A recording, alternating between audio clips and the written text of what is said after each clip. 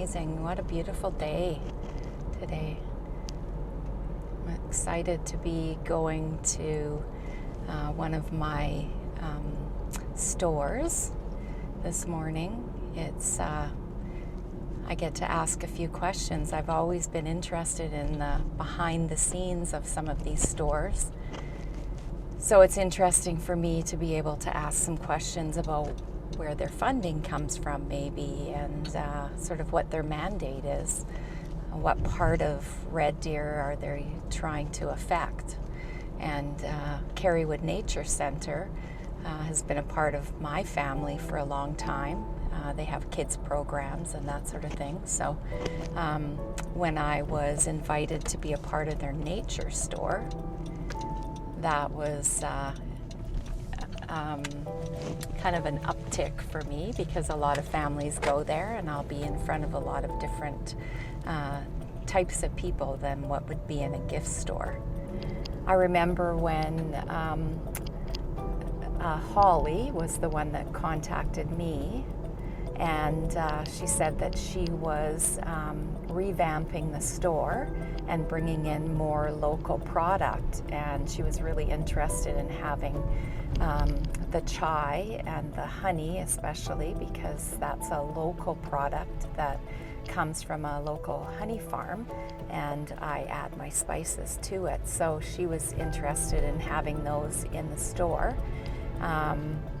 She was combing all of the markets to find products that enhanced the nature aspect of the store. She's really was pro-local, and that was fit right into what I was doing. And she loved chai, so that was a perfect fit for me. I have one fond memory of being at Kerrywood Nature Centre with Heather, actually. They have a beautiful path going around Kerrywood, and it's about an hour-long walk. So we met at the front of Kerrywood and did the walk, and while we were on the walk, we spotted Moose and her baby kind of running from one side to the other of the lot, and we just sat in one of the benches and took it in. We didn't have to have any words or any cameras out. It was just this magnificent natural moment for us in our friendship. We often celebrated what we were doing with walks and talks, and we always took those moments to be grateful for our friendship and just the beautiful city that we lived in and the opportunities that it afforded us. As we get closer here to the actual Kerrywood Nature Centre, we're right buffered on the river here. So beautiful. I remember my kids getting into the canoes and having tours by Kerrywood Nature Centre and talking about all the aspects of a city on a river. So many different animals and birds you'll see at the center, and a big teaching facility. They have little nature nurseries, and they have a lot of different animals that they can show the habitat and that sort of thing. It's just all of a sudden this little oasis of green and nature that comes up right in the middle of the city. They have a lot of celebrations here at Kerrywood as well, different times of the year, and they have classes as well. So I can see coming up here the Red Moon Rising, and then Trash to Treasures, so they must be building things out of the trash. There's a lot of school groups come into Kerrywood Nature Centre as well, And I can see that we passed a bus, and now there's a load of kids here that are waiting to get into a program.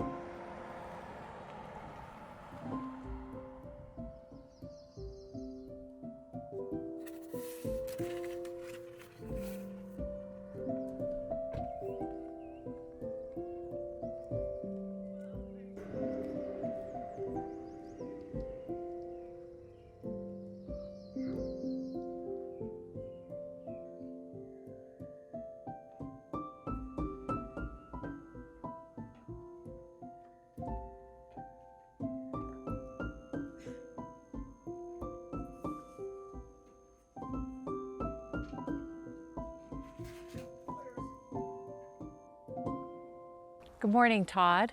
I would love to hear a little bit about you and what your mission here is at Kerrywood Nature Centre. I'm the Executive Director for the Waskesiu Environmental Education Society. We operate the Kerrywood Nature Centre. I've been here for 22 years and consider myself to be incredibly fortunate to be able to spend my days on the land, in the park system, exploring in nature. I love this place, and I'd like to hear some of the history around Kerrywood and the pillar it is in Red Deer. Sure, there's actually two histories. There's the history of the sanctuary and the history of the nature center. So the land goes back pre-colonial times, obviously, but the sanctuary, the Gates Lake Sanctuary, has been in existence since 1824, when a branch of the Gates family donated it to the federal government for the people of Red Deer, and it became Alberta's first Dominion bird sanctuary. The Kerrywood Nature Centre opened in 1985 on the Heritage Day weekend, and for 37 years we have been the gateway to Waskesiu Park. We see about 80,000 people a year. We deliver about 1,000 programs in a year, and that's everything from really little guys in preschool to delivering like memory kits to seniors' homes and everything in between. So I've been selling my product, the chai and the honey, in Kerrywood's store for probably around 5 or 6 years now. And I'm always curious, now that it's been there, if you have any stories around chai. What do you know about chai? Not to put you on the spot. Chai is very popular in my house. I have an 18-year-old daughter who is, I think, addicted to it in any form, whether it's making it from scratch by yourself on the stove or opening up one of your cans and sort of making it so that she's got something to go on the fly. Yeah, it's a really cool product. For somebody who was sort of raised on coffee, I admit I am a staunch coffee guy. Chai it's fun. It's intricate. It's bright. It's got all kinds of like interesting notes to it. And I really like the idea of consuming something that is made up of a whole bunch of other things, right? Like I really like cardamom and just about everything. And so I love it when I can sort of taste that coming through, that has all of these other things in it, and then sweet milk. It's hard to beat. Todd, knowing a little bit about chai, what would you say the connection is to the edible medicinal plants that are available to us in Alberta, and maybe talk a little bit about the indigenous teas as well? Honestly, a really big one around here is our our provincial plant, Alberta Wild Rose. They're loaded with antioxidants. they are loaded with vitamin C, and they're sweet. And so, you know, if you're looking for a drink that's maybe got a little more to it than a cup of tea, a drink that is something that you might want to take instead of, you know, taking a commercial vitamin product, rosehip tea is fantastic. And edible and medicinal plants for tea are used differently in North America than, say, the making of chai in India. Chai is such a staple of Indian culture, and it's such an identifying part of that part of the world. Whereas here, your edible and medicinal tea products coming out of the indigenous tradition, they've usually got more of a specific use, right? So there would be something that would calm an upset stomach or help with a rash or something like that. So, you know, it's similar in that traditional uses of plants on the land, but different applications. Chai has medicinal properties. That doesn't mean it's going to cure what ails you, but things like ginger and rose, they can create an environment that helps your overall immune system.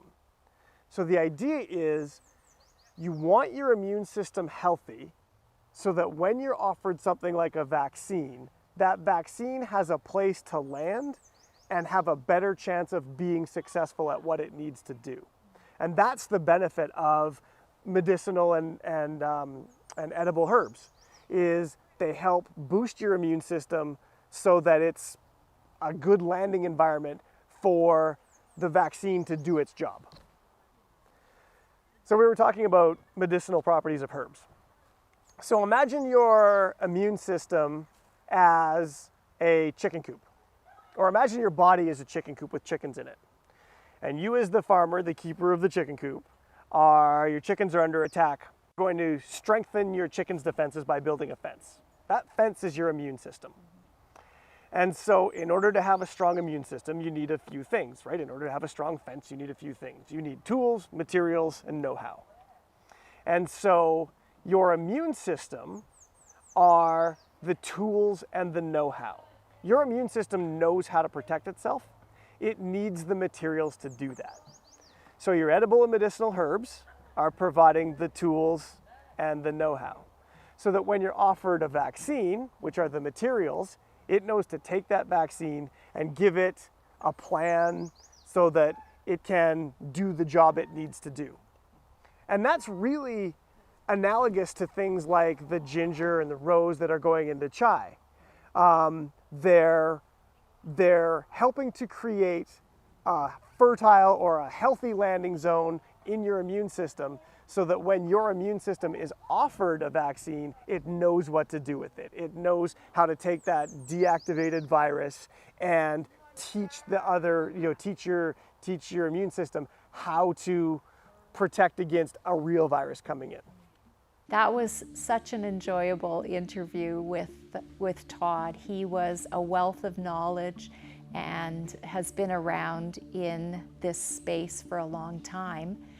And now I'm going to have another interview with Holly.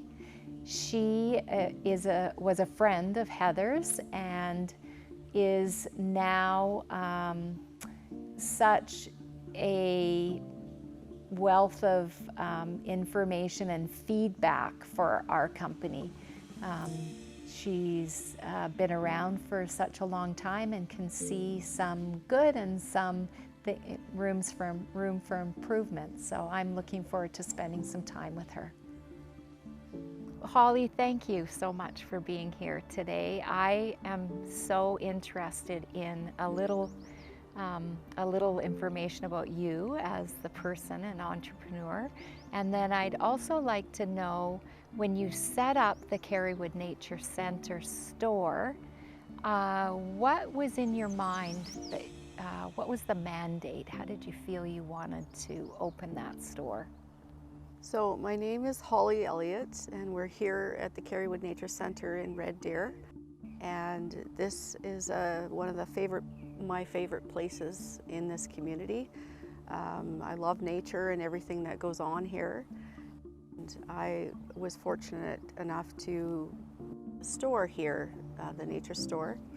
And I'm an entrepreneur myself, but I really wanted to find items for the store to connect with the local community. So I was often looking for things that were handcrafted, locally made, and that would provide a good diversity in product in the store. So when I knew about your chai from personal experience and felt that this would be a really great product for a couple reasons. And one was that it makes a great gift.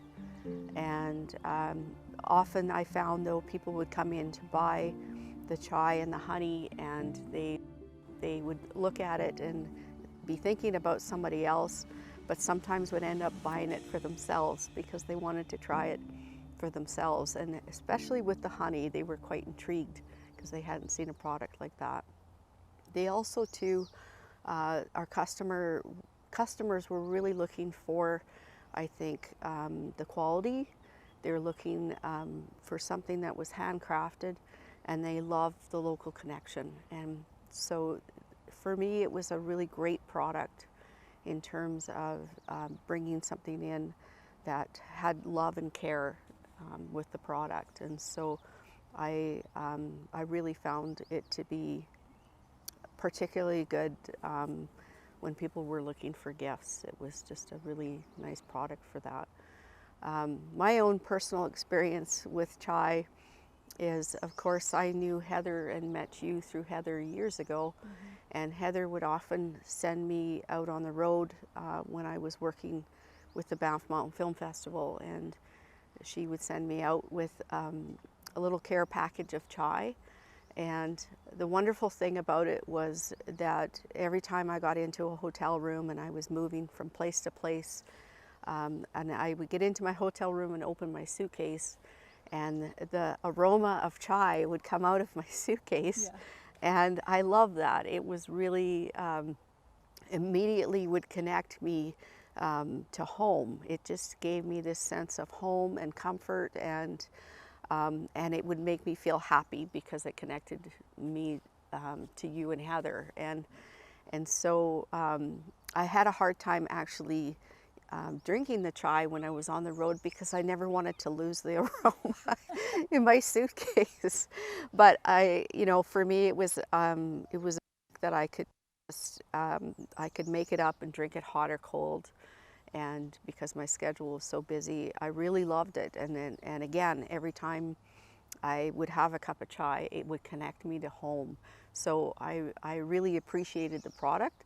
And the other thing was I loved that aroma. To me, felt like that everything was fresh and handcrafted. So for me, it's been a product about love and about home and about caring. Yeah. So one thing I wanted to talk about was Jodi is a business owner. You, with Chai Wallahs, you are so much more than just a business owner, and to me, you're a model entrepreneur. And this is a product that I've been aware of for a long time, and I've watched you grow and watched the company grow. And it's so much more than just chai. This is chai that's made with love and caring, but it's also, as a business owner, you are an integral part of the community here, and you give a lot back to the community. And it's something that I connect with, because every time I drink the chai, it makes me think of that. And it's actually really grounding, and myself as an entrepreneur, it's important to find ways to be grounded and connected to your community. And so you as a business owner, this is more than just this product. It's really about an amazing company that you've grown and found ways to give back to the community And you're an amazing supporter of entrepreneurs, and particularly women entrepreneurs. And that's, again, for me, it's something to help me. It grounds me as an entrepreneur and helps me. You're basically giving me a path to follow that I feel really is important. And so, yeah, it's the Chai Wallahs. This is much more than just chai. It's about love. So when I'm drinking Chai Wallah, it's chai, tea, or using the honey, again, I find this is a product that I just feel like it's handcrafted with love. And the product itself, you've introduced me to so many different ways to use it, which has been wonderful. I've baked cookies with it. I've used it in homemade granola. And then I found the versatility of it. I could drink it hot or cold. I could add some coffee to it or some, hot cocoa. And so as a product, it has a lot of versatility.